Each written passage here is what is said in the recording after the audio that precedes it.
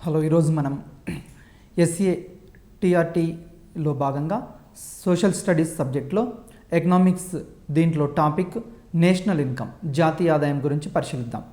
జాతీయ ఆదాయం అనగా ఏమిటి? ఫస్ట్ మనం ఒక క్వశ్చన్ వేసుకోవాలి. ఎగ్జామినేషన్ పాయింట్ ఆఫ్ వ్యూలో ఆర్థిక వ్యవస్థలో వివిధ రకాల కార్యకలాపాలు జరుగుతుంటాయి. ఎకానమీ అంటే ఏంటంటే ఆర్థిక వ్యవస్థలో వివిధ రకాల కార్యకలాపాలు ఉంటాయి. ఈ వివిధ రకాల ఆర్థిక కార్యకలాపాల్లో మానవుడు ఏం చేస్తుంటాడు? మనకు ఉత్పత్తి చేస్తుంటాడు వస్తువుల్ని. ఈ వస్తువుల యొక్క ఉత్పత్తి ఇంతకుముందు పూర్వకాలంలో, ప్రాచీన కాలంలో ఆర్థిక వ్యవస్థ ఎలా ఉండేదంటే పరిమితంగా ఉండేది. పరిమితంగా అంటే అప్పుడు మానవుని యొక్క ఆహార సేకరణకు మరియు అదేవిధంగా వేటకు అంతకు మాత్రమే పరిమితమైంది. నాగరికత అభివృద్ధి చెందుతూ ఉంటే వేట, ఆహార సేకరణ, ఆ తర్వాతి దశలో వ్యవసాయం ప్రారంభించాడు. ఈ విధంగా ఆర్థిక వ్యవస్థ అనేది ఎక్స్టెంట్ కావడం జరిగింది. ఆ తర్వాత మానవుని యొక్క జీవిత పరిణామ క్రమంలో శాస్త్ర సాంకేతిక రంగాల్లో వివిధ రకాలుగా మార్పులు వచ్చాయి. ఈ వివిధ రకాల మార్పులను అనుసరించి ప్రపంచవ్యాప్తంగా కూడా వివిధ రకాల మార్పులు వచ్చాయి. దీనిలో భాగంగా ఆర్థిక వ్యవస్థలో ఉత్పత్తి అనేది స్టార్ట్ అయింది. కొన్ని ఉత్పాదకాలను ఉపయోగించి, అంటే ఇన్పుట్స్ను ఉపయోగించి అవుట్పుట్ వస్తుంది. మరి ఇన్పుట్స్ను ఉపయోగించి అవుట్పుట్ వచ్చినప్పుడు ఇక్కడ ఉత్పత్తి కారకాలు ముఖ్యం. ఈ ఉత్పత్తి కారకాలు అంటే భూమి, శ్రమ, మూలధనం, వ్యవస్థాపన, వీటిని ఉత్పత్తి కారకాలు అన్నాం. ఆధునికంగా సాంకేతిక పరిజ్ఞానాన్ని కూడా ఒక ఉత్పత్తి కారకంగా తీసుకున్నాం. అయితే మరి వీటికి ప్రతిఫలంగా ఏమొస్తున్నాయి? భూమికి బాటకం, శ్రమకు వేతనం, తర్వాత మూలధనానికి వడ్డీ, తర్వాత వ్యవస్థాపనకు లాభం వస్తున్నాయి. ఈ విధంగా ఒక వ్యక్తికి వివిధ ఆర్థిక కార్యకలాపాల్లో పాల్గొన్నందుకు ఆదాయం వివిధ రకాలుగా వస్తుంది. మరి ఒక్కొక్క వ్యక్తి ఆదాయం కాకుండా దేశవ్యాప్తంగా దేశంలో ఉన్న అందరి ప్రజల యొక్క ఆదాయాన్ని ఇక్కడ పరిగణలోకి తీసుకోవాలి. జాతీయ ఆదాయం అంటే ఎగ్జామినేషన్ పాయింట్ ఆఫ్ వ్యూలో ఏమడుగుతారంటే ఒక నిర్ణీత కాలంలో, ఒక ఆర్థిక సంవత్సరంలో ఉత్పత్తి అయిన అంతిమ వస్తు సేవల మొత్తం విలువను జాతీయ ఆదాయంగా పరిగణిస్తారు. ఎగ్జామినేషన్ పాయింట్ ఆఫ్ వ్యూలో బిట్ ఇంపార్టెంట్. జాతీయ ఆదాయం అనగా అని అడుగుతాడు. జాతీయ ఆదాయం అనగా అంటే ఒక సంవత్సర కాలంలో ఒక ఆర్థిక వ్యవస్థలో ఉత్పత్తి అయిన అంతిమ వస్తు సేవల మొత్తం విలువనే జాతీయ ఆదాయంగా చెప్తాం. ఇక్కడ జాతీయ ఆదాయంలో పరిగణలోకి తీసుకున్నప్పుడు జాతీయ ఆదాయం మరి ఏ విధంగా వస్తుంది మనకు? అంటే ఏ విధంగా వస్తుందంటే మనకు ఇక్కడ ఆర్థిక వ్యవస్థను రెండు రంగాలుగా విభజించాం. ఇక్కడ అంటే ఈ స్టార్టింగ్లో రెండు రంగాలుగా, ఒకటి గృహ రంగం, రెండోది వ్యాపార రంగం. వ్యాపార రంగం నుంచి గృహ రంగానికి ఏ విధంగా ఆదాయం మారుతుందో దీన్ని రెండు రంగాల ఆర్థిక వ్యవస్థ అంటాం. దీన్నే చక్రీయ ఆదాయ ప్రవాహం అంటాం. చక్రీయ ఆదాయ ప్రవాహంలో రెండు రంగాలను ఇక్కడ తీసుకోవడం జరుగుతుంది. ఒకటి గృహ రంగము, రెండోది వ్యాపార రంగం. ఈ గృహ రంగానికే కుటుంబ రంగం అని పేరు. మరి ఏ విధంగా మారుతుందో ఒకసారి ఇక్కడ పరిశీలిద్దాం. మనం ఏ విధంగా మారుతుంది అంటే ఇక్కడ చూడండి, జాతీయ ఆదాయం కుటుంబ రంగం ఏం చేస్తుంది అంటే మనకు కావలసిన వస్తు సేవల్ని మనకు కావలసిన అంటే ఇక్కడ కుటుంబ రంగము వ్యాపార రంగానికి ఏమి ఇస్తుంది అంటే మనము భూమి, శ్రమ, మూలధనం, వ్యవస్థాపన, ఈ ఉత్పత్తి కారకాలను ఎవరికి అందిస్తున్నాము? వ్యాపార రంగానికి అందిస్తున్నాం. వ్యాపార రంగానికి మనం అందించడం ద్వారా వ్యాపార రంగం నుంచి మనకేమొస్తుంది? భూమికి బాటకం, శ్రమకు వేతనము, అదేవిధంగా మూలధనానికి వడ్డీ, తర్వాత వ్యవస్థాపనకు లాభం వస్తుంది. అంటే మనము మన ఉత్పత్తి కారకాలను వ్యాపార రంగానికి అమ్మడం ద్వారా కుటుంబ రంగం ఏం చేస్తుందంటే తమ ఉత్పత్తి కారకాలని వ్యాపార రంగానికి ఇక్కడ అమ్ముతుంది. అమ్మడం ద్వారా వ్యాపార రంగం నుంచి మనకేమొస్తుంది అంటే ఇక్కడికి ఆదాయం వస్తుంది. ఆదాయం ఎట్లా వస్తుంది? బాటకం రూపంలో, వేతన రూపంలో, మూలధనం రూపంలో, లాభం రూపంలో వస్తుంది. మరి అదేవిధంగా వ్యాపార రంగంకి మరి ఆదాయం ఎట్లా వస్తుంది అంటే వ్యాపార రంగం కూడా తయారు చేసిన ఈ ఉత్పత్తి కారకాలను ఉపయోగించుకొని 4 ఉత్పత్తి కారకాలను ఉపయోగించుకొని వ్యాపార రంగం ఏం చేస్తుంది అంటే వస్తు సేవలని గృహ రంగానికి అమ్ముతుంది, కుటుంబ రంగానికి అమ్ముతుంది. అమ్మడం ద్వారా మనం వస్తు సేవల్ని కొనుగోలు చేస్తాం. మనం వస్తు సేవల్ని కొనుగోలు చేస్తే ఆదాయం ఎక్కడికి పోతుంది? వ్యాపార రంగానికి వస్తుంది. వస్తు సేవల కొనుగోలు అనేది ఖర్చు ఎవరికి? గృహ రంగానికి ఖర్చు. ఆదాయం ఎవరికి? వ్యాపార రంగానికి. ఈ విధంగా దీన్ని చక్రీయ ఆదాయ ప్రవాహం అంటాం. ఎగ్జామ్లో ఇది ఇంపార్టెంట్ మనకు. తర్వాత జాతీయ ఆదాయం జాతీయ ఆదాయము స్థూల దేశీయోత్పత్తికి ఆ దేశంలోని ప్రజల జీవన స్థితిగతులకు ప్రజల సంక్షేమానికి మధ్య ఉండే సంబంధాన్ని వివరిస్తుంది. ఎగ్జామినేషన్ పాయింట్ ఆఫ్ వ్యూలో అడుగుతాడు, అసలు జాతీయ ఆదాయము ఏం తెలియజేస్తుంది అని అడుగుతాడు. జాతీయ ఆదాయం ఏం తెలియజేస్తుంది అంటే స్థూల దేశీయోత్పత్తి అంటే జీడిపి. స్థూల దేశీయోత్పత్తి అంటే జీడిపి. ఏ దేశం యొక్క జీడిపి అయినా ఏం తెలియజేస్తుందంటే ఆ దేశంలోని ప్రజలు ఏ విధంగా జీవిస్తున్నారు, వాళ్ళ యొక్క జీవన స్థితిగతులు ఏ విధంగా ఉన్నాయి, తర్వాత ఆ దేశం అభివృద్ధి చెందిందా చెందలేదా ఆ దేశం యొక్క జీడిపిని బట్టి మనకు తెలుసుకోవచ్చు. అంటే ఆ దేశంలోని జీడిపికి ఆ దేశంలోని ప్రజల జీవన స్థితిగతులకు తర్వాత ప్రజల యొక్క సంక్షేమం మధ్య ఉండే సంబంధాన్ని ఈ జాతీయ ఆదాయం తెలుస్తుంది. జాతీయ ఆదాయం ఆధారంగానే ప్రపంచ దేశాలను ఇక్కడ పోలుస్తూ ఉంటాము. మన దేశంలో అయితే జనరల్గా వ్యక్తుల పరంగా ఏం చేస్తాం, ఒక వ్యక్తి ధనికుడు, ఒక వ్యక్తి బీదవాడు, ఒక వ్యక్తి middle class, high class family, లో క్లాస్ ఫ్యామిలీ ఏ విధంగా అయితే విభజిస్తామో దేశాలని కూడా ఇక్కడ దేని ఆధారంగా విభజిస్తాము అంటే జాతీయ ఆదాయం ఆధారంగా ఇక్కడ దేశాలను విభజిస్తుంటాం. డెవలప్డ్ కంట్రీ, అన్డెవలప్డ్ కంట్రీ, తర్వాత హైలీ డెవలప్డ్ కంట్రీస్ ఇక్కడ ఏ విధంగా విభజిస్తాం, అభివృద్ధి చెందిన దేశాలు, అభివృద్ధి చెందుతున్న దేశాలు, వెనుకబడిన దేశాలు, ఈ విధంగా వర్గీకరించడానికి ప్రధానమైన అంశం ఏంటి అంటే ఇక్కడ జాతీయ ఆదాయాన్ని తీసుకుంటూ ఉంటాము. జాతీయ ఆదాయం ఆధారంగా ఇక్కడ వర్గీకరణ జరుగుతుంది. ఇప్పుడు జాతీయ ఆదాయానికి సంబంధించి మనం ఇంతకుముందే చెప్పాం, చక్రీయ ఆదాయ ప్రవాహం అన్నాం. చక్రీయ ఆదాయ ప్రవాహంలో ఇక్కడ 2 రంగాలని తీసుకున్నాం. ఒకటి వ్యాపార రంగము అంటే వ్యాపార రంగము, రెండోది గృహ రంగం. వ్యాపార రంగము ఏం చేస్తుంది అంటే తయారు చేసిన వస్తు సేవలని గృహ రంగానికి అమ్ముతుంది. వస్తు సేవల అమ్మకం అంటాం. వ్యాపార రంగం వస్తువులను ఎవరికి అమ్మింది, గృహ రంగానికి అమ్మింది. గృహ రంగానికి అమ్మడం ద్వారా గృహ రంగానికి అది ఖర్చు. గృహరంగం నుంచి వ్యాపార రంగాన్ని మనం వస్తు సేవల్ని కొన్నప్పుడు, గృహరంగం వస్తు సేవల్ని కొన్నప్పుడు అంటే ఫర్ ఎగ్జాంపుల్ మార్కెట్లో మనకు టూత్పేస్ట్ అవసరం వచ్చింది, టూత్పేస్ట్ కొనుక్కున్నాం, పెన్ను కొనుక్కున్నాం, టీవీ కొన్నాం, ఫ్రిడ్జ్ కొనుక్కున్నాం. ఇట్లా కొనడం ద్వారా వ్యాపార రంగం ఏం చేసింది, ఆ వస్తువుని మనకు అమ్మింది. కలర్ టీవీలు, ఫ్రిడ్జ్, మొబైల్ ఫోన్స్ ఇట్లా అమ్మడం ద్వారా మనం ఏం చేసాం, దాని మీద ఖర్చు పెట్టాం. ఖర్చు పెడితే ఈ ఆదాయం ఎక్కడికి పోయింది, వ్యాపార రంగానికి పోయింది. అంటే వస్తు సేవల అమ్మకం ద్వారా ఎవరికి రాబడి, ఇక్కడ వస్తు సేవల్ని అమ్మి అది వస్తు సేవల అమ్మకం చేస్తే గృహ రంగానికి అది ఖర్చు. గృహ రంగం ఏం చేస్తుంది, వాటిని దాని ద్వారా ఖర్చు ఎవరికంటే గృహ రంగానికి ఖర్చు, వ్యాపార రంగానికి ఇక్కడ ఆదాయం. నెక్స్ట్ అది వ్యాపార రంగానికి రాబడి అవుతుంది. నెక్స్ట్ అదేవిధంగా గృహరంగం నుంచి ఉత్పత్తి కారకాలని మనం ఏం చేస్తామంటే ఉత్పత్తి కారకాలని 4 ఉత్పత్తి కారకాలని వ్యాపార రంగానికి అమ్ముతాం. ఇక్కడ కారకాల అమ్మకం అంటాం. ఉత్పాదక సేవల విక్రయం కూడా అనవచ్చు. కారకాల అమ్మకం లేదా ఉత్పాదక సేవల అమ్మకం ఎవరికి అమ్ముతాము, గృహరంగం అనేది వ్యాపార రంగానికి అమ్ముతుంది.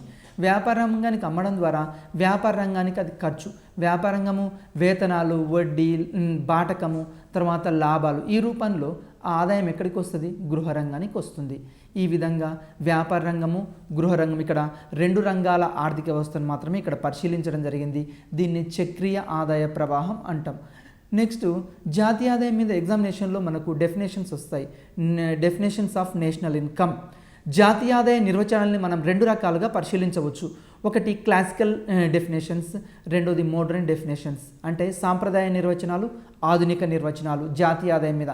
ఎగ్జామినేషన్ పాయింట్ ఆఫ్ వ్యూలో మనం ఎట్లా అడుగుతాడు అంటే ఒక డెఫినేషన్ ఇచ్చి ఆ డెఫినేషన్ ఎవరు అన్నారు అని అడుగుతుంటాడు. కాబట్టి మనం ఇక్కడ గుర్తుంచుకోవాల్సింది ఏంటంటే డెఫినేషన్ని యాజ్ ఇట్ ఈస్గా బట్టి పట్టకుండా ఆ డెఫినేషన్లో ఉన్న ముఖ్యమైన అంశాలని గుర్తుంచుకుంటే సరిపోతుంది, కీవర్డ్ని గుర్తుంచుకుంటే సరిపోతుంది. ఫస్ట్ సాంప్రదాయ నిర్వచనాలు పరిశీలిద్దాం. నేషనల్ ఇన్కమ్కి ఎవరు ఇచ్చారంటే పీగు ఇచ్చాడు. ఆచార్య పీగు అనే ఆర్థికవేత్త ఏం చేశాడంటే ద్రవ్యంతో కొలవగలిగిన ఆర్థిక వ్యవస్థ యొక్క నిరపేక్ష ఆదాయాన్ని, విదేశాల నుంచి లభించే నికర ఆదాయాన్ని జాతీయోత్పత్తి అనవచ్చు.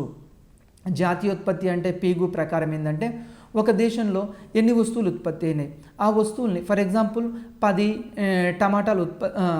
కేజీల టమాటాలు ఉత్పత్తి అయినాయి అనుకోండి. ఒక్కొక్క కేజీ ధర, ఒక్కొక్క కేజీ టమాటా 10 రూపాయలు అనుకోండి. 10 కేజీలు ఇంటూ 10 ఎంత, 100 రూపాయలు. ఈ 100 రూపాయలు అనేది ఏంది, ఇక్కడ నేషనల్ ఇన్కమ్గా తీసుకున్నాం ఎగ్జాంపుల్గా. మరి దీనికి ఏం చేకూర్చాలట, విదేశాల నుంచి వచ్చే ఆదాయాన్ని చేకూర్చాలి. విదేశాల నుంచి అంటే మన ఇంట్లో, మన కుటుంబంలో ఎవరైనా ఫారెన్లో ఉండొచ్చు, అమెరికా, బ్రిటన్, ఫ్రాన్స్ ఇలాంటి దేశాల్లో. అక్కడ ఉన్నప్పుడు వాళ్ళు ఏం చేస్తారు, మనకు వాళ్ళు సంపాదించిన ద్రవ్యాన్ని మన దేశానికి పంపిస్తుంటారు. అది కూడా కలుపుకోవాలి, అది కూడా జాతీయ ఆదాయంలో భాగం. పిగు ప్రకారం ఒక ఆర్థిక వ్యవస్థలో ద్రవ్యంతో కొలవదగిన వస్తువులని ప్లస్ విదేశాల నుంచి వచ్చే ఆదాయాన్ని కలిపితే అది జాతీయ ఆదాయం అన్నాడు పిగు. రెండో డెఫినేషన్ పరిశీలిద్దాం. ఈ ఫిషర్ ఏమనంటే తుది వినియోగదారులు భౌతిక లేదా మానవ పరిసరాల నుంచి పొందగలిగే సేవల సముదాయమే జాతీయ ఆదాయం అన్నాడు. ఈ పిగు ప్రకారం ఏంటంటే ఇక్కడ వినియోగదారులు భౌతిక అంటే అంతిమ వస్తు సేవల్ని అంటే ఫిజికల్గా, అదేవిధంగా మానవుల నుంచి అంటే ఇక్కడ వస్తువులు ప్లస్ సేవలు ఈ రెండింటి సముదాయాన్ని ఇతను జాతీయ ఆదాయంగా చెప్పడం జరిగింది. ఫిషర్ అంటే ఒక దేశంలో ఒక సంవత్సర కాలంలో ఉత్పత్తి చేయబడిన అంతిమ వస్తువులు ప్లస్ సేవల మొత్తాన్ని ఇక్కడ జాతీయ ఆదాయంగా పరిగణించవచ్చు ఫిషర్ నిర్వచనం ప్రకారం. నెక్స్ట్ అదేవిధంగా మార్షల్ నిర్వచనం పరిశీలిద్దాం. ఒక దేశంలోని శ్రమ, మూలధనం, సహజ వనరుల సహాయంతో ప్రతి సంవత్సరం ఉత్పత్తి చేసే భౌతిక, అభౌతిక వస్తు సేవలతో కూడుకున్న నికర వస్తు సేవల మొత్తమే ఆ దేశ వాస్తవిక నికర వార్షిక ఆదాయం. మార్షల్ ప్రకారం ఇక్కడ ఏంటంటే ఒక దేశంలో ఉత్పత్తి కారకాలు ఉన్నాయి. ఈ ఉత్పత్తి కారకాలు మనకు శ్రమ, మూలధనం ఉన్నాయి. వీటి సహాయంతో ఏం చేస్తాం? వస్తువులు ఉత్పత్తి చేస్తాం. అంటే ఒక దేశంలో ఒక సంవత్సర కాలంలో ఉత్పత్తి కారకాలతోటి ఉత్పత్తి చేయబడిన వస్తువులు ప్లస్ సేవలు, భౌతిక వస్తువులు ప్లస్ అభౌతిక వస్తువులు ఈ రెండింటి యొక్క సముదాయం అంటే నికర వస్తు సేవల సముదాయం మొత్తమే ఇక్కడ వాస్తవిక ఆదాయం, నేషనల్ ఇన్కమ్గా పరిగణించడం జరుగుతుంది. నెక్స్ట్ సాంప్రదాయ నిర్వచనాల తర్వాత ఆధునిక నిర్వచనాలు నేషనల్ ఇన్కమ్ మీద పరిశీలిద్దాం. ఇది కూడా మనకి ఎగ్జామినేషన్లో ఇంపార్టెంటే. సైమన్ కుజినెట్స్ నిర్వచనం ఒకసారి పరిశీలిద్దాం. ఒక దేశ ఉత్పాదక వ్యవస్థ నుంచి అంతిమ వినియోగదారులకు ఒక సంవత్సర కాలంలో ప్రవహించే వస్తు సేవల నికర ఉత్పత్తి అంటే ఒక దేశ ఉత్పాదక వ్యవస్థ నుంచి అంటే ఫర్ ఎగ్జాంపుల్ ఇప్పుడు వ్యాపార రంగం ఉంది. వ్యాపార రంగం నుంచి అంతిమ వస్తు సేవలనే తీసుకోవాలి ఇక్కడ, అంతేగాని మాధ్యమిక వస్తువుల్ని పరిగణలోకి తీసుకోకూడదు. అంతిమ వస్తు సేవల్ని ఇక్కడ పరిగణలోకి తీసుకొని అవి ఎన్ని వస్తువులు ఉత్పత్తి అయినాయి, ఫర్ ఎగ్జాంపుల్ 50 కోట్లు ఉత్పత్తి అయిందా ఒక దేశంలో, 60 కోట్లు ఉత్పత్తి అయిందా, లేకుంటే ఎన్ని వస్తువులు ఉత్పత్తి అయినాయి, ఈ వస్తు సేవల మొత్తంని ఇక్కడ జాతీయ ఆదాయంగా పరిగణించడం జరుగుతుంది. అదేవిధంగా దేశ మూలధన వస్తువులకు నికరంగా చేరే వస్తు సేవలనే జాతీయ ఆదాయంగా చెప్తున్నాం. జాతీయ ఆదాయం అంటే ఇక్కడ నికరము అంటే తరుగుదలను తీసివేయాలని అర్థం. జాతీయ ఆదాయం నుంచి అంటే ఎన్ఎన్పి మైనస్ డి అని చెప్తున్నాం. అంటే జాతీయ ఆదాయం నుంచి ఇక్కడ తరుగుదలను తీసివేస్తే మిగిలే దాన్ని ఇక్కడ జాతీయ ఆదాయంగా పరిగణించడం జరుగుతుంది. సైమన్ కుజినెట్స్ నిర్వచనం అనేది ఇక్కడ సంపూర్ణమైన నిర్వచనంగా చెప్పవచ్చు. దేశంలోని వ్యక్తులు, వ్యాపార సంస్థలు, సామాజిక రాజకీయ సంస్థల ఆర్థిక వ్యాపారాలకు ప్రతిఫలంగా పొందే నికర సముదాయమే జాతీయ ఆదాయం. జాతీయ ఆదాయం అంటే ఏంటంటే ఇక్కడ గృహ రంగము ప్లస్ అదేవిధంగా వ్యాపార రంగము, అదేవిధంగా దేశంలో ఉన్న మిగతా అన్ని రంగాలకు ఇక్కడ వ్యాపార రంగం తీసుకున్నాము, గృహ రంగం తీసుకున్నాము, అదేవిధంగా ఈ విధంగా అన్ని రంగాలకు వచ్చే ఆదాయాన్ని ఇక్కడ జాతీయ ఆదాయంగా పరిగణించడం జరుగుతుంది. నెక్స్ట్ జాతీయ ఆదాయ సంఘం, నేషనల్ ఇన్కమ్ ఎస్టిమేషన్ కమిటీ. ఈ డెఫినేషన్ కూడా ఇంపార్టెంట్, చాలాసార్లు ఎగ్జామ్లో అడిగాడండి ఈ డెఫినేషను. నిర్ణీత కాలంలో ఉత్పత్తి చేసి ఒకసారి మాత్రమే లెక్కలోకి తీసుకున్న వస్తు సేవల సముదాయమే జాతీయ ఆదాయం. జాతీయ ఆదాయం అంటే ఏంటంటే నేషనల్ ఇన్కమ్ ఎస్టిమేషన్ కమిటీ ప్రకారం ఒక దేశంలో ఉత్పత్తి చేయబడిన అంటే ఒకసారి మాత్రమే లెక్కలోకి తీసుకోవాలి, రెండోసారి మాత్రం లెక్కలోకి తీసుకోకూడదు. అంటే మనము దీని అర్థం ఏంటి అంటే మనకు అంతిమ వస్తు సేవల్ని తీసుకోవాలి అని చెప్తున్నాడు. మాధ్యమిక వస్తువుల్ని లెక్కలోకి తీసుకోకూడదు. ఎందుకు మాధ్యమిక వస్తువుల్ని లెక్కలోకి తీసుకుంటే ఏమవుతుంది అంటే 2 సార్లు డబుల్ కౌంట్ అవుతుంది. డబుల్ కౌంట్ అవ్వడం ద్వారా వస్తువు యొక్క విలువ పెరుగుతుంది, ఉన్నదానికంటే డబల్ అవుతుంది. అందుకోసమే ఇక్కడ ఒకసారి మాత్రమే జాతీయ ఆదాయపు లెక్కలోకి తీసుకోవాలి. దీని తర్వాత ఆచార్య పాల్ షాముల్సన్ ఒక దేశంలో ఒక సంవత్సర కాలంలో ప్రవహించే వస్తు సేవల ద్రవ్య విలువనే జాతీయ ఆదాయం అన్నాడు. ఇతని ప్రకారం ఒక దేశంలో ఒక సంవత్సర కాలంలో అంటే ఒక భౌగోళిక సరిహద్దు లోపల ప్రవహించే ఒక సంవత్సర కాలంలో ఒక దేశ భౌగోళిక సరిహద్దు లోపల ప్రవహించే వస్తు సేవల సముదాయాన్ని జాతీయ ఆదాయంగా చెప్పాడు ఆచార్య పాల్ శామ్యుల్సన్ ఏమంటున్నా, ఫర్ ఎగ్జాంపుల్ భారతదేశం అనుకోండి, భారతదేశానికి సంబంధించిన భారతదేశ భౌగోళిక సరిహద్దుల లోపల ప్రవహించే ఒక సంవత్సర కాలంలో ప్రవహించే దాన్ని ఇక్కడ జాతీయ ఆదాయంగా పరిగణించడం జరుగుతుంది. నెక్స్ట్ జాతీయ ఆదాయాన్ని ప్రభావితం చేసే అంశాలు. ఎగ్జామినేషన్ పాయింట్ ఆఫ్ వ్యూలో ఎట్లా అడుగుతాడంటే ఈ క్రింది అంశము జాతీయ ఆదాయాన్ని ప్రభావితం చేయదు అని ఇస్తాడు. ఒక 3 అంశాలేమో ప్రభావితం చేసేది ఇస్తాడు, 4వది ఇవ్వడు. అందుకోసమే మనం ఇక్కడ జాతీయ ఆదాయాన్ని అసలు ఏం ప్రభావితం చేస్తుంది ఫస్ట్ తెలుసుకోవాలి. నెంబర్ 1 సహజ వనరుల లభ్యత. ఒక దేశంలోని సహజ వనరులు కూడా ఆ దేశం యొక్క జాతీయ ఆదాయాన్ని ప్రభావితం చేస్తాయి. ఫర్ ఎగ్జాంపుల్ భారతదేశం తీసుకోండి.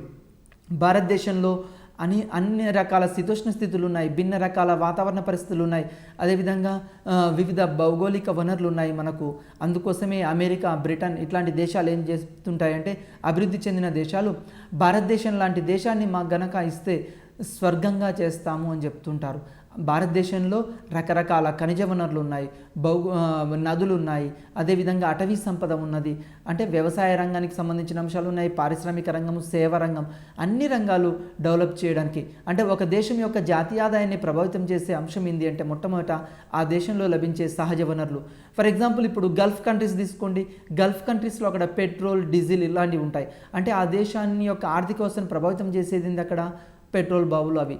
అంటే మన దేశంలో ఆర్థిక వనరులు ఉన్నాయి. అదేవిధంగా అమెరికా ఇట్లాంటి దేశాలు అంటే ఆ దేశం యొక్క సహజ వనరులపై ఆ దేశం యొక్క నేషనల్ ఇన్కమ్ ఆధారపడి ఉంటుంది. రెండోది ఏంటంటే ఉత్పత్తి కారకాల నాణ్యత, లభ్యత. ఇది వెరీ వెరీ ఇంపార్టెంట్ అండి. ఉత్పత్తి కారకాలు అంటే భూమి, శ్రమ. ఫర్ ఎగ్జాంపుల్ ఇక్కడ శ్రమ తీసుకున్నాం అనుకోండి, శ్రమలో కూడా మానవ మూలధనము క్వాలిటీగా ఉండాలి. క్వాలిటీ అంటే అర్థం ఏంటి అంటే ఫర్ ఎగ్జాంపుల్ ఏ దేశంలో అయితే విద్య అభివృద్ధి చెందుతుందో, ఏ దేశం పౌరులైతే ఉత్తమ పౌరులుగా విద్య ద్వారా ఉత్తమ పౌరులుగా తీర్చిదిద్దబడతారో ఆ దేశానికి ఎక్కువ మానవ మూలధనం ద్వారా ఆ దేశం త్వరగా డెవలప్ కావడానికి అవకాశం ఉంది. అంటే ఉత్పత్తి కారకాల నాణ్యత ఉండాలి ఇక్కడ ముఖ్యంగా. భూమిని తీసుకుంటే మామూలుగా ఫర్ ఎగ్జాంపుల్ అగ్రికల్చర్ సెక్టర్ అనుకోండి. అగ్రికల్చర్ సెక్టర్లో సాంప్రదాయకంగా మనం ఉపయోగించే నాగలి ఇట్లాంటివి కాకుండా ట్రాక్టర్స్ ఇంట్రడ్యూస్ చేయడము, అదేవిధంగా కెమికల్స్ ఇట్లాంటివి యూజ్ చేసి మన యొక్క ఉత్పత్తి కారకాల్లో మార్పులు తీసుకురావచ్చు. అదేవిధంగా శ్రమలో కూడా మానవ మూలధనంలో కూడా విద్యతోటి, ఆరోగ్యంతో మానవ మూలధనాన్ని మనం ఎక్కువగా ఉంటే ఆటోమేటిక్గా ఏ దేశం అయితే విద్యావంతులైతారో ఆ దేశం త్వరగా డెవలప్ అవుతుంది.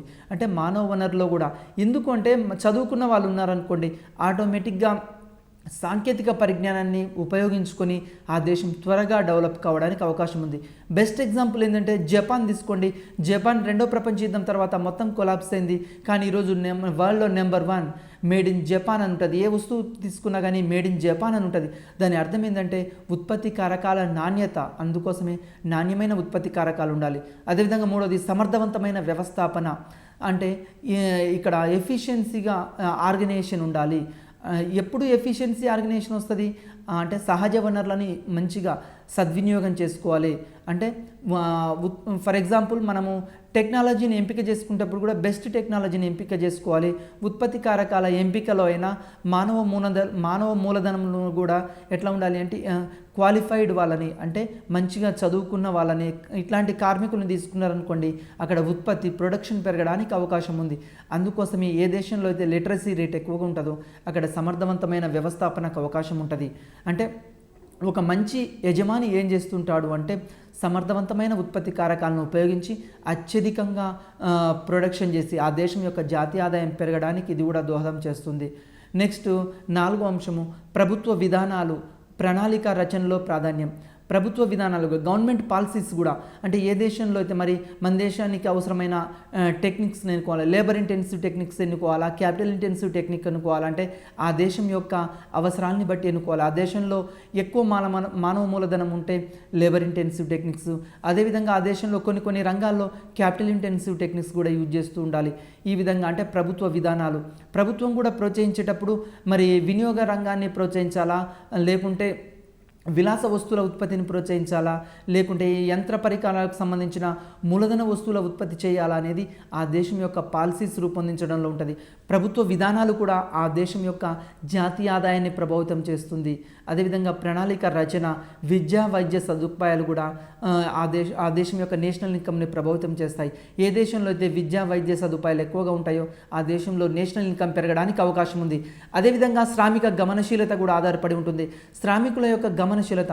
ఫర్ ఎగ్జాంపుల్ మన ఎక్కడైతే ఆదాయం ఎక్కువగా వస్తుందో అక్కడికి పోవాలి, కానీ మన ఇండియాలో ఇంకా శ్రామికుల్లో గమనశీలత అనేది తక్కువగా ఉంది.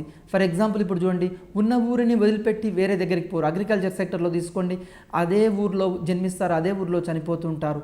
అలా కాకుండా శ్రామిక గమనశీలత ఉంటే శ్రామికుల యొక్క వేతనాలు పెరగడానికి అవకాశం ఉంది. నెక్స్ట్ అదేవిధంగా ఎగుమతి దిగుమతి విధానాలు, మానవ వనరుల అభివృద్ధి మొదలైన అంశాలు ఇక్కడ జాతీయ ఆదాయాన్ని ప్రభావితం చేస్తాయి. అంటే జాతీయ ఆదాయం ఏ వస్తువులకైతే ఎక్కువ గిరాకీ ఉంటుందో ఆ వస్తువులను ఎగుమతి చేయడము, మనకి ఏ వస్తువుల అయితే ఎక్కువ మనకు కాస్ట్ ఆఫ్ ప్రొడక్షన్ అవుతుందో, ఎక్కువ ఉత్పత్తి వ్యయం అవుతుందో ఆ వస్తువులను దిగుమతి చేస్తూ ఉండాలి. ఇవి కూడా జాతీయ ఆదాయాన్ని ప్రభావితం చేస్తుంటాయి. దీని తర్వాత జాతీయ ఆదాయ భావనలు, కాన్సెప్ట్స్ ఆఫ్ నేషనల్ ఇన్కమ్. ఇది very very important examination point of వ్యూలో. ఏడాది కాలంలో ఒక దేశంలో ఉత్పత్తి అయిన అంతిమ వస్తు సేవలను వాటి మార్కెట్ ధరలతో లెక్కించగలిగితే వచ్చేదాన్ని ఇక్కడ జాతీయ ఆదాయం అంటాం.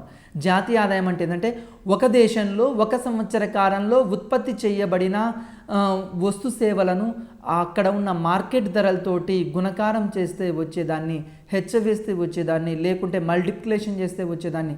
అంటే వస్తు సేవలను ఇంటూ ఏం చేస్తున్నాం, ప్రైసెస్, ఆ దేశంలో ఉన్న మార్కెట్ ప్రైసెస్ తీసుకుంటే వచ్చేదాన్ని జాతీయ ఆదాయం అంటున్నాము. జాతీయ ఆదాయ భావనలు, ఇక్కడ జాతీయ ఆదాయ భావనలో ఫస్ట్ జిఎన్పి తీసుకుందాం. గ్రాస్ నేషనల్ ప్రొడక్ట్, స్థూల జాతీయోత్పత్తి.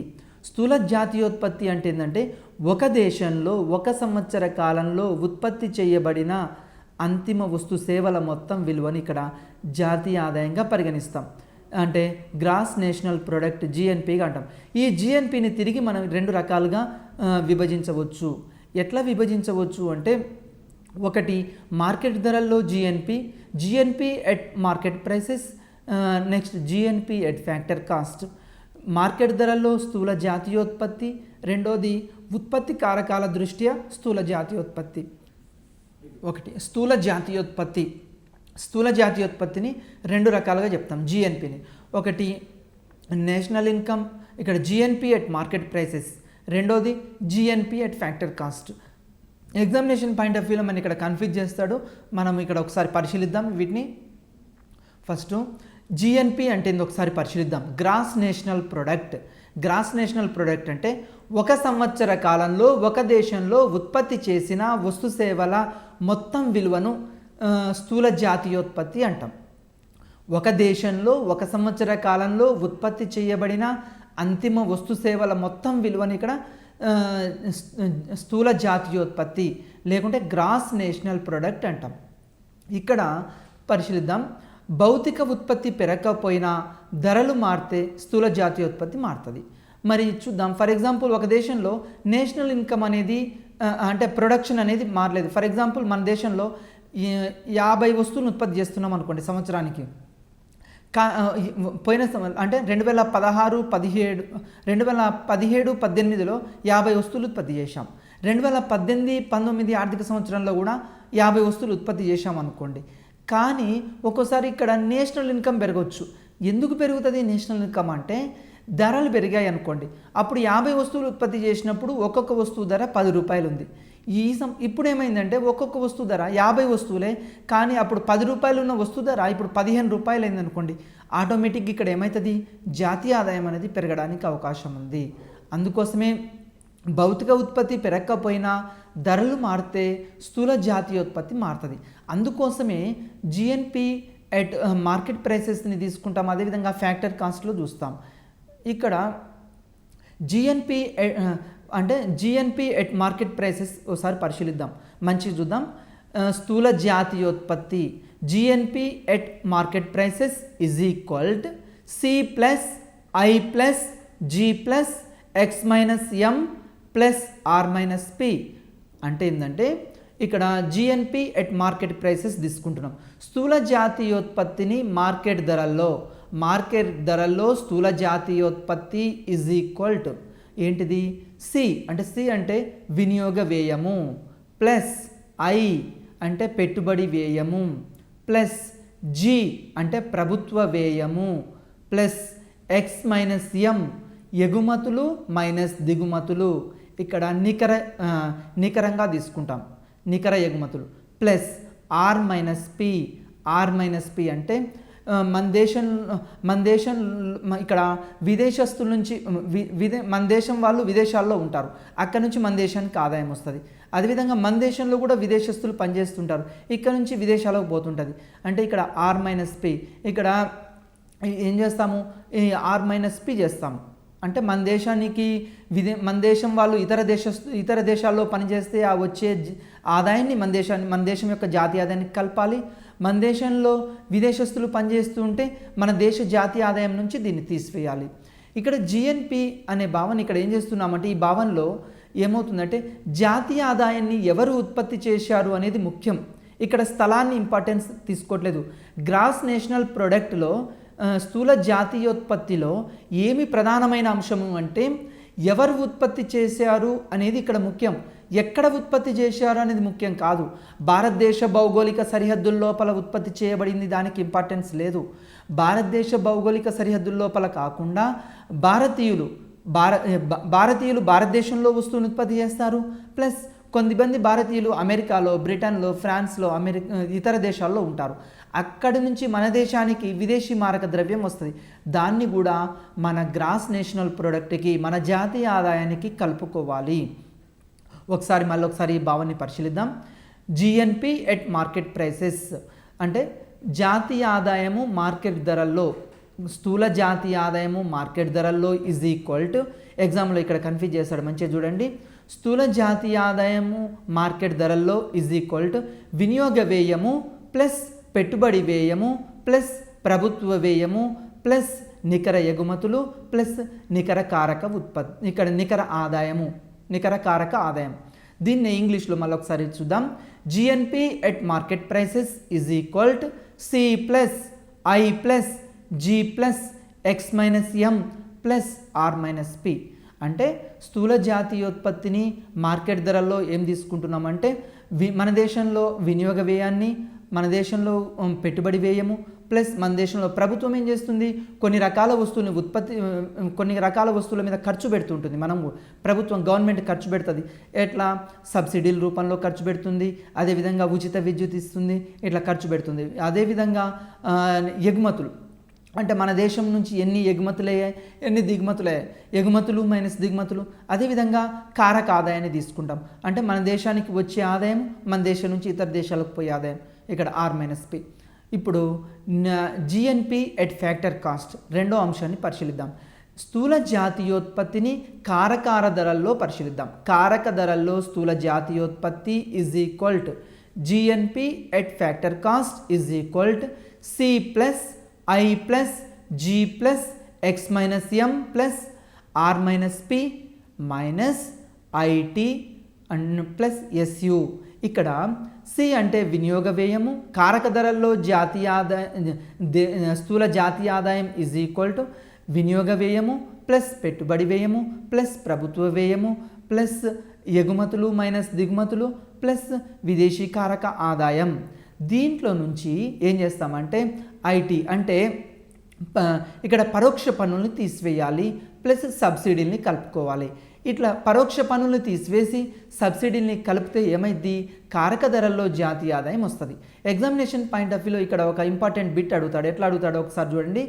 GNP at factor cost is equal to, ఇక్కడ C plus I plus G plus X minus M plus R-P. ఇంతవరకు దేన్ని పరిగణించవచ్చు, జిఎన్పి ఎట్ మార్కెట్ ప్రైసెస్ తీసుకోవచ్చు. GNP at factor cost is equal to GNP at market price minus indirect taxes plus subsidies SU. అంటే ఇక్కడ examination point of వ్యూలో ఇక్కడ చూడండి ఒకసారి. జిఎన్పి ఎట్ మార్కెట్ ప్రైసెస్లో ఏం భాగము అని అడుగుతాడు. ఏమి భాగము, పరోక్ష పన్నులు కలిసి ఉన్నాయి. జిఎన్పి ఎట్ మార్కెట్ ప్రైసెస్లో ఏం కలిసి ఉన్నాయి, పరోక్ష పన్నులు కలిసి ఉన్నాయి. పరోక్ష పన్నులు కలిసి ఉన్నాయి కాబట్టి ఇక్కడ మైనస్ చేసాం, తీసేసాం. మరి జిఎన్పి ఎట్ మార్కెట్ ప్రైసెస్లో ఏమి భాగం లేవు, సబ్సిడీలు భాగం లేవు కాబట్టి దాన్ని ఇక్కడ సబ్సిడీని కలిపాము. నెక్స్ట్ ఈ భావనలో జాతీయ ఆదాయాన్ని అంటే జిఎన్పి గ్రాస్ నేషనల్ ప్రొడక్ట్లో స్థూల జాతీయోత్పత్తిలో ఎవరు ఉత్పత్తి చేశారు అనేది ముఖ్యం. ఇక్కడ ఎక్కడ ఉత్పత్తి అయింది ముఖ్యం కాదు. నెక్స్ట్ అంశము నికర జాతీయోత్పత్తి. నికర జాతీయోత్పత్తి. నెట్ నేషనల్ ప్రొడక్ట్ ఎన్ఎన్పి, ఇది కూడా ఎగ్జామినేషన్లో ఇంపార్టెంట్. ఎందుకు అంటే ఇంతకుముందు జిఎన్పి తీసుకున్నాం, ఇప్పుడు ఎన్ఎన్పి ఎట్లా వస్తుంది అంటే ప్రతి సంవత్సరం మనకు ఒక యంత్రం కొన్నామండి, ఒక ట్రాక్టర్ కొన్నాం. ఒక ట్రాక్టర్ కొన్నప్పుడు పోయిన సంవత్సరము ఎంత ధర ఉందో ఈ సంవత్సరం అంతే ఉంటుందా ధర, మళ్ళీ అమ్మితే రాదు. అంటే ఆ ట్రాక్టర్ను ఉపయోగించడం ద్వారా కొంత తరుగుదల ఉంటుంది. అంటే యంత్రాలని నిరంతరం ఉపయోగించడం వల్ల కొంత తరుగుదల ఏర్పడుతుంది. ఈ తరుగుదలను స్థూల జాతీయోత్పత్తి నుండి తీసివేస్తే మిగిలేదే నికర జాతీయోత్పత్తి.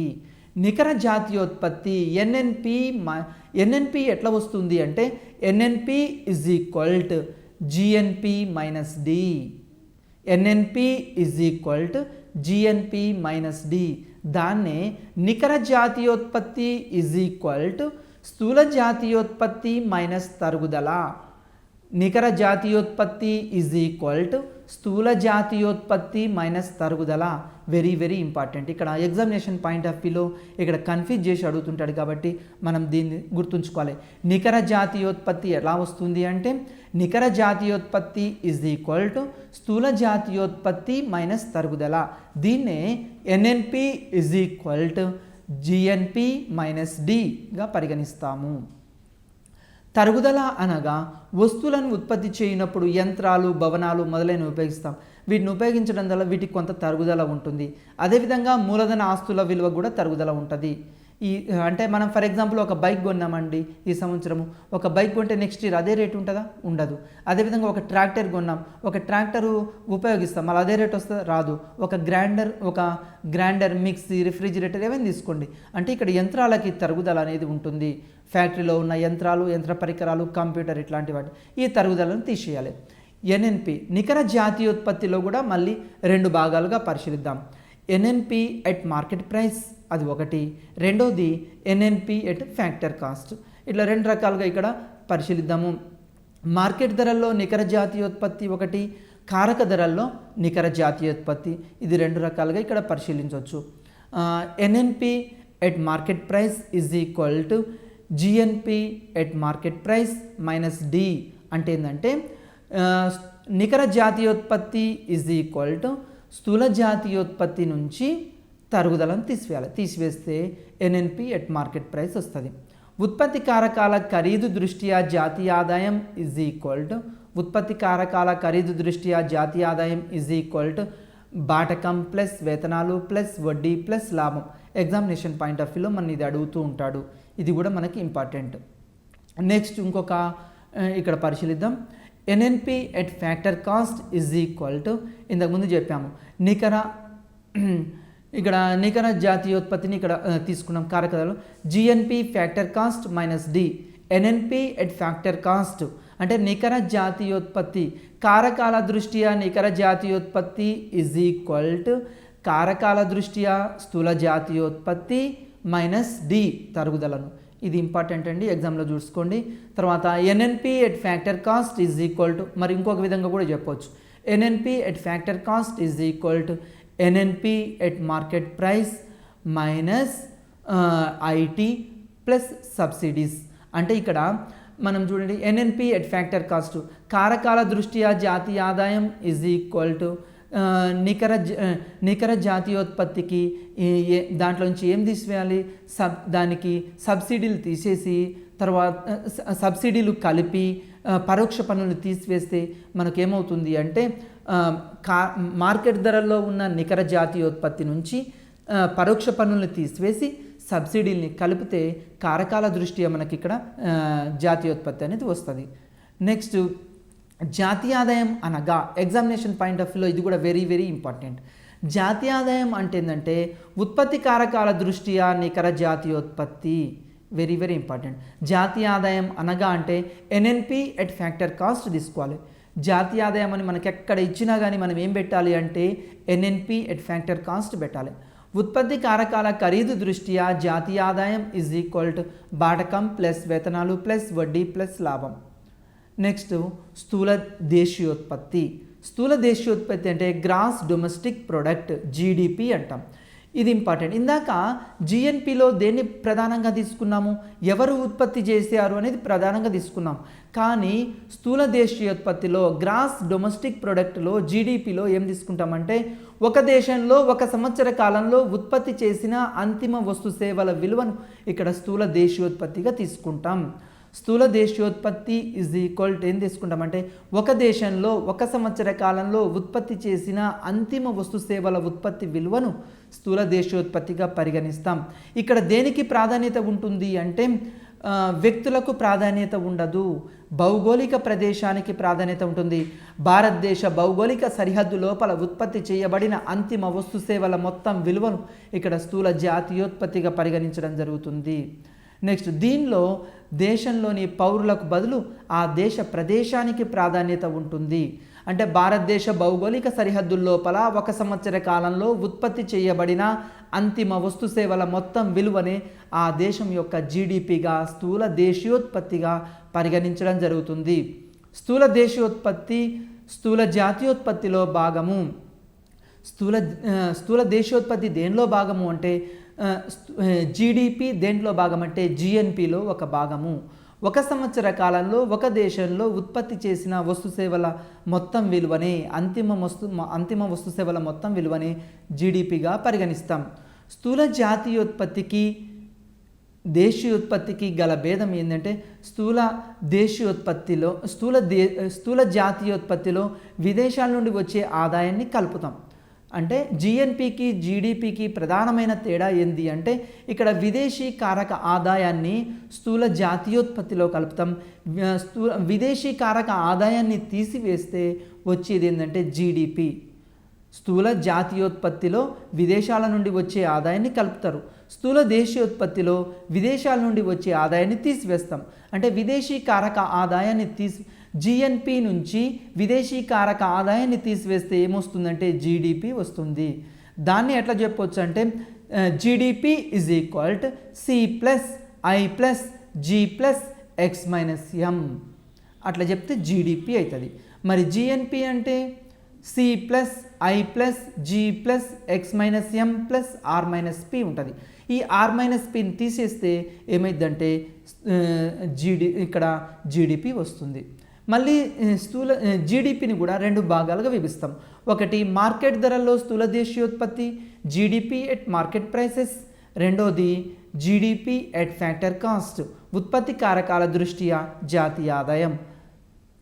దీంట్లో GDP at market price is equal to GNP at market price minus R minus P.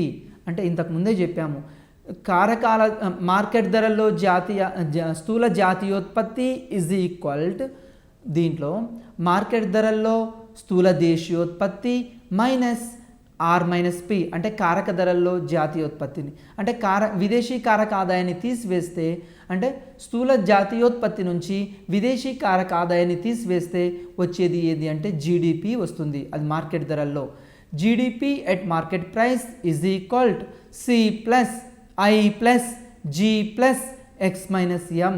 ఇక్కడ సి అంటే వినియోగ వ్యయము, ప్లస్ ఐ అంటే పెట్టుబడి వ్యయము, ప్లస్ జి అంటే ప్రభుత్వ వ్యయము, ప్లస్ ఎక్స్ మైనస్ ఎం ఎగుమతులు మైనస్ దిగుమతులు. ఈ విధంగా GDP at factor cost is equal to కారక ధరల్లో జాతీయోత్పత్తి స్థూల జాతీయోత్పత్తి is equal to GNP at factor cost అంటే కారక ధరల్లో స్థూల దేశీయోత్పత్తి ఇక్కడ స్థూల జాతీయోత్పత్తి minus R minus P is equal to అంటే కారక ధరల్లో జాతీయోత్పత్తి is equal to C plus I plus G plus X minus M plus ఇక్కడ minus indirect taxes plus subsidies. ఇక్కడ పరోక్ష పన్నుల్ని తీసివేయాలి, సబ్సిడీని కలపాలి. ఇక్కడ GDP at factor cost is equal to ఏమొస్తుందంటే జిఎన్పి ఎట్ ఫ్యాక్టర్ కాస్ట్ నుంచి విదేశీ కారక ఆదాయాన్ని తీసివేసి పరోక్ష పన్నుల్ని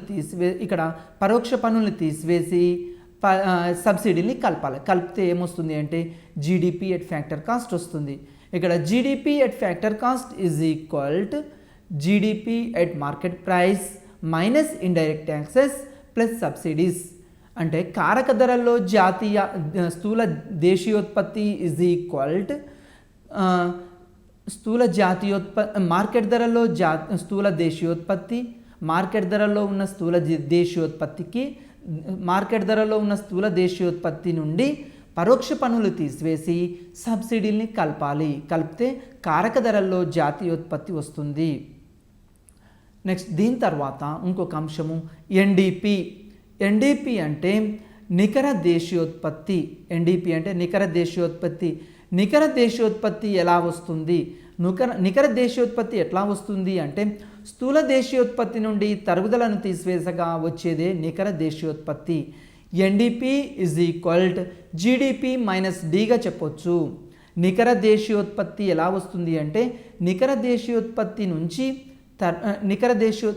ఎలా వస్తుంది అంటే స్థూల దేశీయోత్పత్తి నుండి తరుగుదలను తీసివేస్తే వచ్చేది నికర దేశీయోత్పత్తి.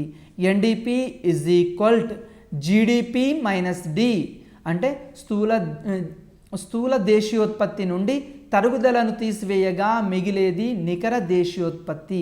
ఎగ్జామినేషన్ పాయింట్ ఆఫ్ వ్యూలో ఎట్లా అడుగుతాడు అంటే నికర దేశీయోత్పత్తి ఎలా వస్తుంది అంటాడు. స్థూల దేశీయోత్పత్తి నుండి తరుగుదలను తీసివేస్తే వచ్చేది నికర దేశీయోత్పత్తి. నికర దేశీయోత్పత్తిని కూడా ఇక్కడ రెండు రకాలుగా విభజిస్తాం. మార్కెట్ ధరల్లో నికర దేశీయోత్పత్తి, ఎన్డిపి ఎట్ మార్కెట్ ప్రైస్, మళ్ళీ కారకాల దృష్ట్యా నికర దేశీయోత్పత్తి.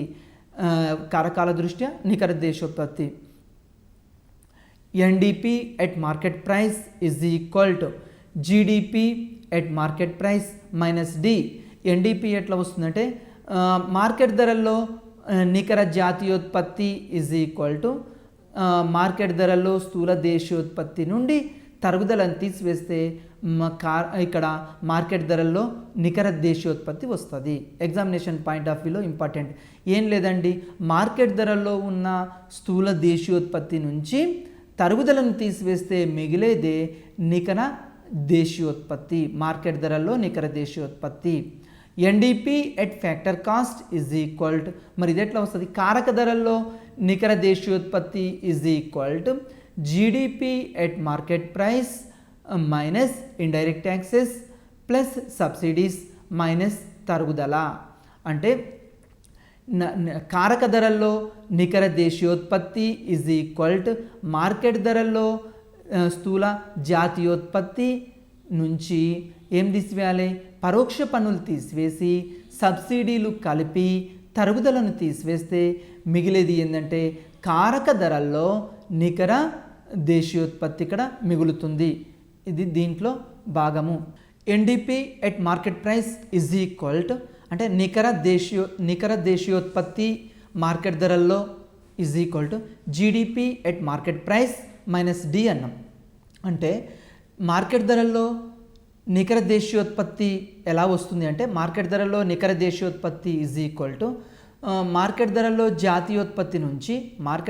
స్థూల జాతీయోత్పత్తి నుంచి తరుగుదలను తీసివేస్తే వచ్చేది నికర దేశీయోత్పత్తి. మార్కెట్ ధరలో నికర దేశీయోత్పత్తి. Next NDP at factor cost is equal to GDP at factor cost minus D. అంటే కారక ధరల్లో నికర దేశీయోత్పత్తి ఈజ్ ఈక్వల్ టు కారక ధరల్లో స్థూల దేశీయోత్పత్తి మైనస్ డి. అంటే కారక ధరల్లో స్థూల దేశీయోత్పత్తి నుండి తరుగుదలను తీసివేస్తే మిగిలేది ఏంటంటే కారక ధరల్లో నికర దేశీయోత్పత్తి. ఎగ్జామినేషన్లో ఇది very very important. Next NDP at factor cost is equal to GDP at factor cost minus తరుగుదల. అంటే కారక ధరల్లో స్థూల దేశీయోత్పత్తి ఈజ్ ఈక్వల్ టు కారక ధరల్లో స్థూల దేశీయోత్పత్తి మైనస్ తరుగుదల. దీని కారక ధరల్లో స్థూల దేశీయోత్పత్తి ఈజ్ ఈక్వల్ టు ఏం చెప్పొచ్చు? C plus I plus G plus X minus M minus indirect taxes plus subsidies minus D. ఈ విధంగా చేస్తే మనకు కారక ధరల్లో నికర దేశీయోత్పత్తి అనేది వస్తుంది. నెక్స్ట్ ఉత్పత్తి కారకాల ఖరీదు దృష్ట్యా జాతీయ ఆదాయం. వస్తు సేవల ఉత్పత్తికి ఉపయోగించే భూమి, శ్రమ, మూలధనం, వ్యవస్థాపన అనే ఉత్పత్తి కారకాలను సప్లై చేసిన వారికి ద్రవ్య రూపంలో చెల్లించే ప్రతిఫలాలను ఇక్కడ ఏమంటాము అంటే వస్తు సేవలను ఉత్పత్తి చేయాలి అంటే మనకు 4 ఉత్పత్తి కారకాలు అవసరం. భూమి, శ్రమ, మూలధనం, వ్యవస్థాపన. ఈ ఉత్పత్తి కారకాలకు మళ్ళీ ద్రవ్య రూపంలో మనం ప్రతిఫలాలు చెల్లిస్తాం. భూమికి బాటకము, శ్రమకు వేతనము, మూలధనానికి వడ్డీ, వ్యవస్థాపనకు లాభం. ఇవి ద్రవ్య రూపంలో చెల్లించే ఈ ప్రతిఫలాలను అంటే భూమికి బాటకము, వేతనము ప్లస్ వడ్డీ ప్లస్ లాభాలు కలిపితే మొత్తాన్ని ఉత్పత్తి కారకాల ఖరీదు దృష్ట్యా జాతీయ ఆదాయం అంటాం. ఉత్పత్తి కారకాల ఖరీదు దృష్ట్యా జాతీయ ఆదాయం ఈజ్ ఈక్వల్ టు, ఎగ్జామ్లో ఇది కూడా వెరీ వెరీ ఇంపార్టెంట్. ఎట్లా ఇస్తాడంటే ఉత్పత్తి కారకాల ఖరీదు దృష్ట్యా జాతీయ ఆదాయం ఈజ్ ఈక్వల్ టు అని ఇస్తాడు. అది ఎట్లా వస్తుంది? బాటకం ప్లస్ వేతనాలు ప్లస్ వడ్డీ ప్లస్ లాభం కలిపితే ఏమవుతుందంటే ఉత్పత్తి కారకాల ఖరీదు దృష్ట్యా జాతీయ ఆదాయం వస్తుంది. ఇది వస్తుత్పత్తికి అయిన వ్యయానికి సమానం. అంటే ఇది దేనికి సమానంగా ఉంటుంది? వస్తుత్పత్తికి అయిన వ్యయానికి సమానంగా ఉంటుంది. ఉత్పత్తి కారకాల ఖరీదు దృష్ట్యా జాతీయ ఆదాయం ఈజ్ ఈక్వల్ టు బాటకం ప్లస్ వేతనాలు ప్లస్ వడ్డీ ప్లస్ లాభం. ఇది మొత్తం కలిపితే మనకు ఉత్పత్తి కారకాల ఖరీదు దృష్ట్యా జాతీయ ఆదాయం వస్తుంది. వీటిని నికర జాతీయ ఆదాయం నుంచి తీసివేయాలి. కొన్ని వస్తువులపై ప్రభుత్వం సబ్సిడీలు చెల్లిస్తూ ఉంటుంది. ఈ సబ్సిడీల విలువను జాతీయ ఆదాయానికి కలపాలి. అంటే ఇక్కడ సబ్సిడీల విలువను జాతీయ ఆదాయానికి కలపాలి. జాతీయ ఆదాయం నుంచి పరోక్ష పన్నులు తీసివేయాలి. ఉత్పత్తి కారకాల ఖరీదు దృష్ట్యా నికర జాతీయోత్పత్తి లేదా జాతీయ ఆదాయం ఈజ్ ఈక్వల్ టు మార్కెట్ ధరల్లో నికర జాతీయోత్పత్తి మైనస్ పరోక్ష పన్నులు ప్లస్ సబ్సిడీలు మైనస్ ప్రభుత్వ సంస్థల ఇక్కడ లాభాలు. ఈ విధంగా చేయాలి. Next NNP at factor cost is equal to market ధరల్లో నికర జాతీయోత్పత్తి మైనస్ పరోక్ష పన్నులు ప్లస్ సబ్సిడీలు మైనస్ ప్రభుత్వ సంస్థల లాభాలు.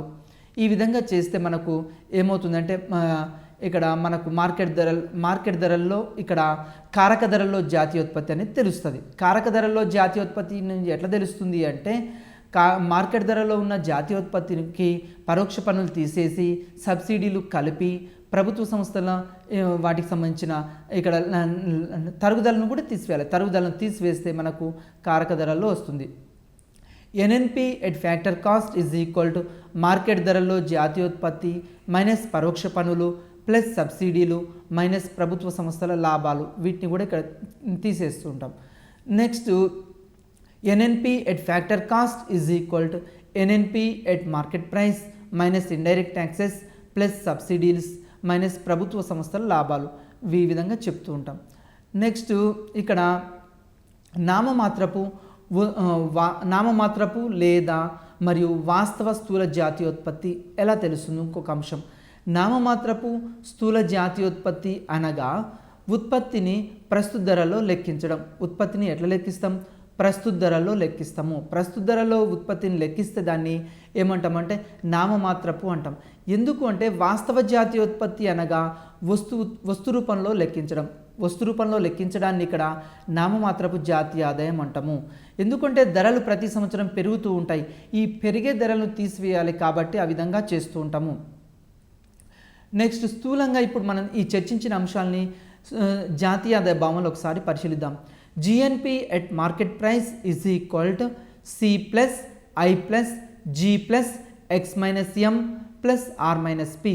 ఈ విధంగా చేస్తే ఏమవుతుందంటే జిఎన్పి ఎట్ మార్కెట్ ప్రైస్ వస్తుంది. మార్కెట్ ధరల్లో జాతీయ ఆదాయం ఈజ్ ఈక్వల్ టు వినియోగ వ్యయం C plus I plus G plus X minus M. అంటే మార్కెట్ ధరల్లో జాతీయ ఆదాయం ఈజ్ ఈక్వల్ టు వినియోగ వ్యయం ప్లస్ పెట్టుబడి వ్యయం ప్లస్ ప్రభుత్వ వ్యయం ప్లస్ ఎగుమతులు మైనస్ దిగుమతులు ప్లస్ విదేశీ కారక ఆదాయం.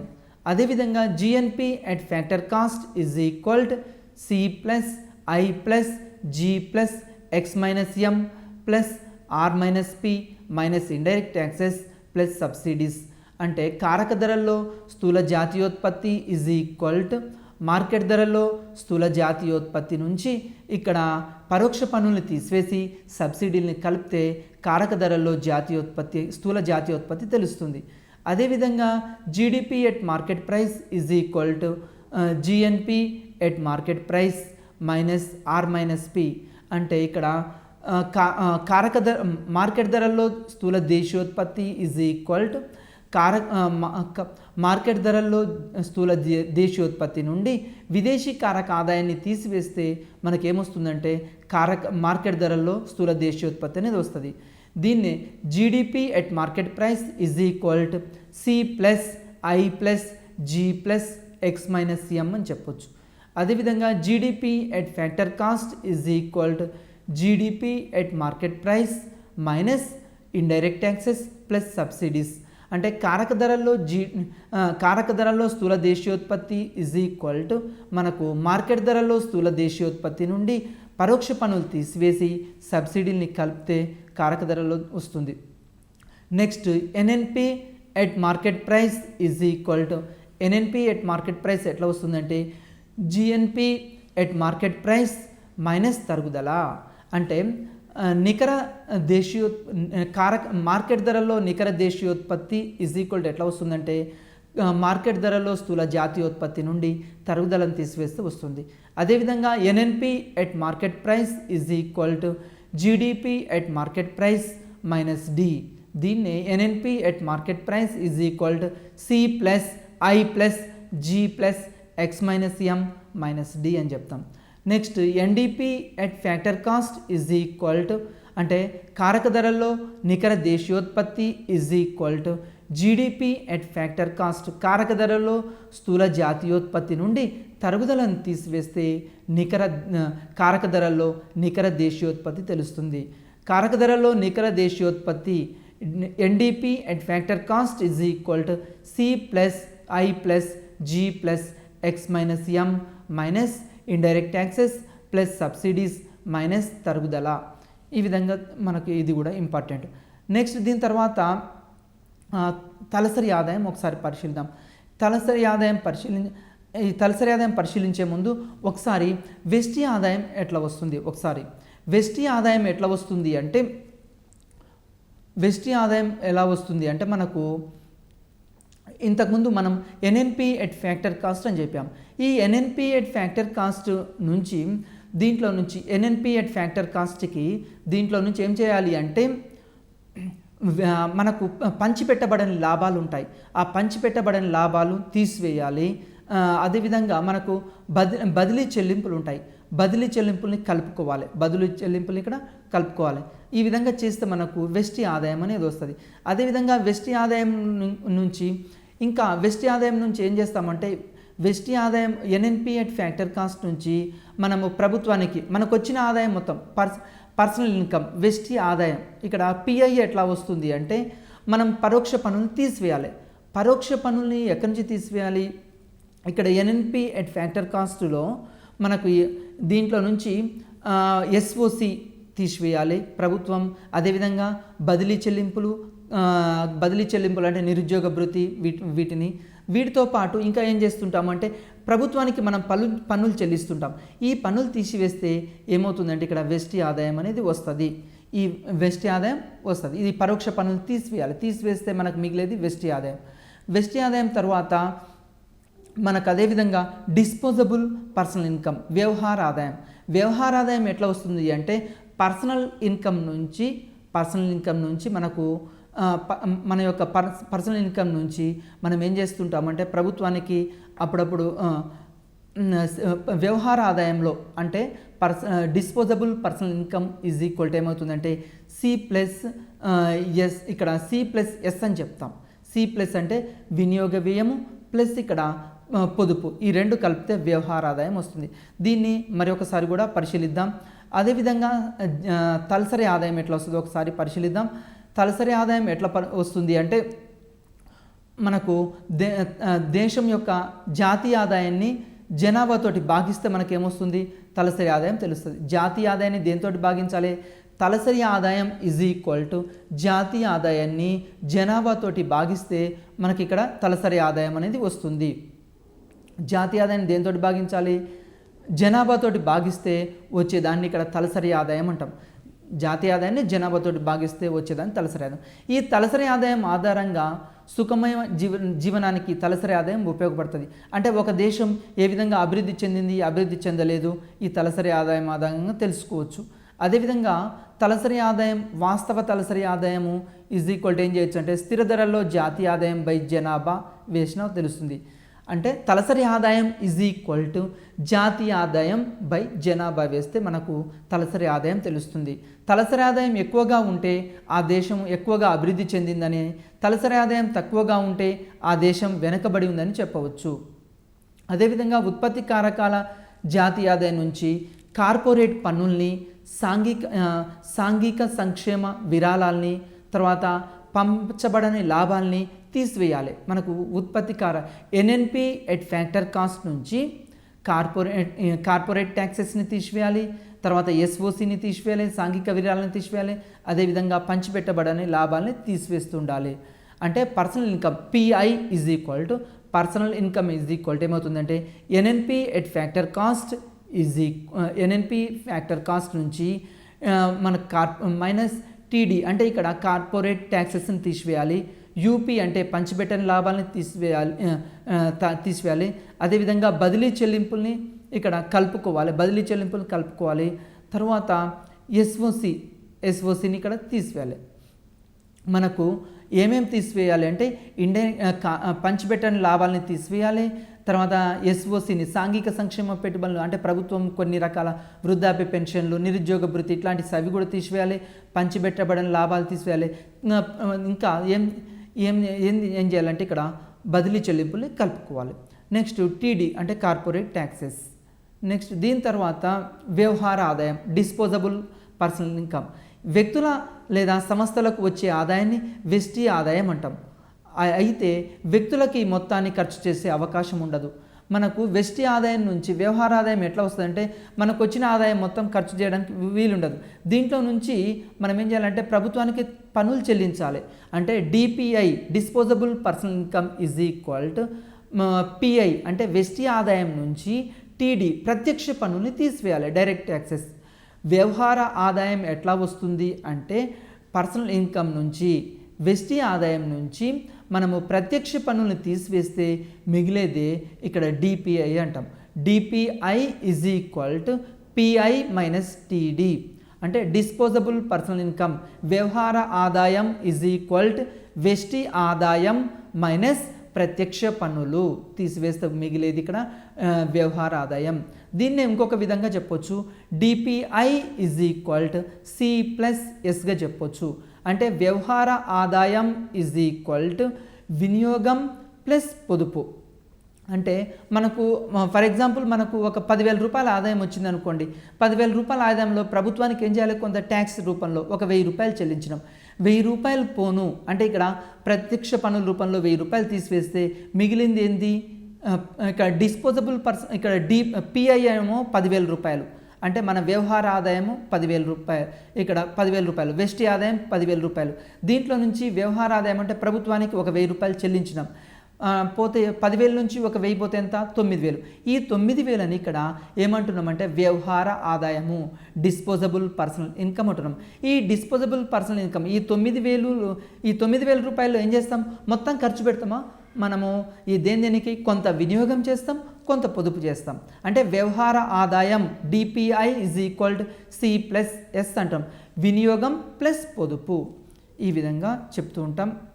వ్యవహార ఆదాయం ఈజ్ ఈక్వల్ టు వెస్టీ ఆదాయం మైనస్ వెస్టీ పన్నులు. Disposable personal income is equal to pi minus indirect taxes. దీన్ని ఇంకో విధంగా చెప్పొచ్చు, వ్యవహార ఆదాయం ఈజ్ ఈక్వల్ టు వెస్టీ ఆదాయం మైనస్ వెస్టీ పన్నులు. వ్యవహార ఆదాయాన్ని ఖర్చు చేయవచ్చు, మనము పొదుపు చేయవచ్చు. మనకు వ్యవహార ఆదాయాన్ని ఖర్చు చేసుకోవచ్చు ప్లస్ పొదుపు చేయవచ్చు. వ్యవహార ఆదాయం ఈజ్ ఈక్వల్ టు వినియోగం ప్లస్ పొదుపు. ఈ విధంగా మనం చెప్పవచ్చు. మార్కెట్ ధరల్లో జాతీయ ఆదాయం. మార్కెట్ ధరల్లో జాతీయ ఆదాయం అంటే ఏ సంవత్సరంలో జాతీయ ఆదాయం లెక్కిస్తున్నారో ఆ సంవత్సరం ధరల్లో లెక్కిస్తే దాన్ని ఏమంటామంటే ఆ సంవత్సరం అదే సంవత్సరం ధరల్లో లెక్కిస్తే దాన్ని మార్కెట్ ధరల్లో జాతీయ ఆదాయం అంటాం. అంటే ఇక్కడ మనము జాతీయ ఆదాయాన్ని లెక్కించేటప్పుడు ఏ సంవత్సరం ధరలో లెక్కిస్తున్నామో ఇక్కడ చెప్తే దాన్ని మార్కెట్ ధరల్లో జాతీయ ఆదాయంగా చెప్తున్నాము. నెక్స్ట్ నిలకడ ధరల్లో జాతీయ ఆదాయం. నిలకడ ధరల్లో జాతీయం. ఈ పద్ధతిలో ఎలాంటి ఒడిదుడుకులు లేని ఒక సంవత్సరాన్ని ప్రాతిపదికగా తీసుకొని ఆ సంవత్సరం మార్కెట్ ధరల్లో జాతీయ ఆదాయాన్ని లెక్కిస్తే దాన్ని నిలకడ ధరల్లో జాతీయ ఆదాయం అంటాం. అంటే ఫర్ ఎగ్జాంపుల్ మనకు నిలకడ ధరలు అంటే ఆ సంవత్సరంలో ఒడిదుడుకులు రావద్దు, అంటే సంక్షోభం రావద్దు, ధరలు ఎక్కువ పెరగడము, ధరలు తక్కువ తగ్గడము, గ్రోత్ రేట్ పడిపోవడము, ఇట్లా కాకుండా ఏ సంవత్సరంలో అయితే నిలకడగా ఉంటుందో ఆ సంవత్సరాన్ని తీసుకుంటే నిలకడ ధరల్లో జాతీయ ఆదాయంగా చెప్తుంటాం. మన దేశంలో నిలకడ ధరల్లో జాతీయ ఆదాయం బేస్ ఇయర్స్ ఏం తీసుకున్నామంటే 1961 ప్రాతిపదిక సంవత్సరంగా తీసుకున్నాము. ఆ తర్వాత 1970-71కి మార్చాము. ఆ తర్వాత 1980-81కి మార్చాము బేస్ ఇయర్ని. తర్వాత 1990-91కి మార్చాము. అదేవిధంగా బేస్ ఇయర్ అంటే దీన్ని మూల సంవత్సరము అంటాం. వెరీ వెరీ ఇంపార్టెంట్ అండి. మన దేశంలో బేస్ ఇయర్స్ 1961, 70-71, అదేవిధంగా 80-81, 1990, 1991 మరియు అదేవిధంగా ప్రస్తుతం ఏం తీసుకుంటున్నామంటే 2011 మనం బేస్ ఇయర్గా తీసుకుంటున్నాం. ఇది కూడా ఇంపార్టెంట్. ఇది బేస్ ఇయర్కి సంబంధించిన అంశాలు. ఇంతసేపు మనం ఏం పరిశీలించాము? జీడిపి, జిఎన్పి, ఎన్ఎన్పి, ఎన్డిపి, తర్వాత పిఐ పర్సనల్ ఇన్కము, అదేవిధంగా డిపిఐ వ్యవహార ఆదాయము, అదేవిధంగా తలసరి ఆదాయం. వీటన్నిటిని ఎగ్జామినేషన్ పాయింట్ ఆఫ్ వ్యూలో మనం పరిశీలిస్తే మనకు అత్యధిక మార్కులు రావడానికి అవకాశం ఉంది. వీటిని మరొకసారి చదువుకోండి. ఎక్కువ మార్కులు మనం సాధించవచ్చు. ఈ చాప్టర్లో ఎక్కువ మార్కులు సాధించాలి అంటే ఇచ్చిన అంశాల నుంచి బాగా మనం ఈ నేషనల్ ఇన్కమ్ను మనం ఎక్కువసార్లు మనం అంటూ ఉంటే, చదువుతూ ఉంటే, ఎక్కువ ప్రాక్టీస్ చేస్తుంటే ఎక్కువ మార్కులు సాధించవచ్చు. నమస్తే అండి.